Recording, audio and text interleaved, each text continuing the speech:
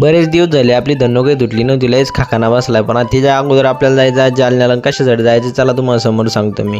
तर आपली गाडी अशी चकचक आपण धुवून घेतली, पण तितक्यात खुशी पण आली. खुशीची तयारी चालली, आपल्याला पण गाडी पुसायची. म्हणलं तू बी पुस. मस्त गाडी आतून बाहेरून पुसून घेतली.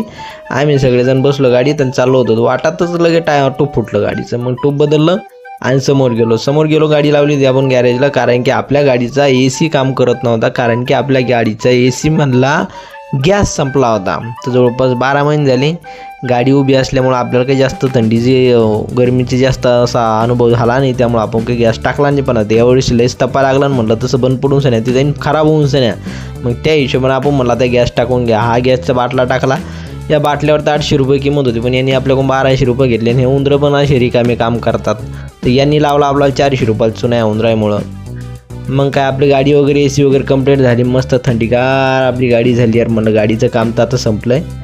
मग म्हणला चला आज दिवसभराचा इकडंच आहे. आज पोटात बी काही नाही. म्हणलं चला आता काहीतरी पोटात टाकावा. आता म्हणलं पोटात टाकायला तर घर तर नाही. येऊन चला एखादं हॉटेलच पण आहेत. मस्त एक हॉटेल पाहिलं. हॉटेलमध्ये जाऊन सण्या मस्त आधी आपली पोटपूजा करून घेतली. कारण की आपल्या पोटात नसलं तर आपला दिमाग काही चालत नाही. मग मस्त एकदा पोटात टाकून घेतलं आणि मग आता म्हणलं चला आपल्या घरला.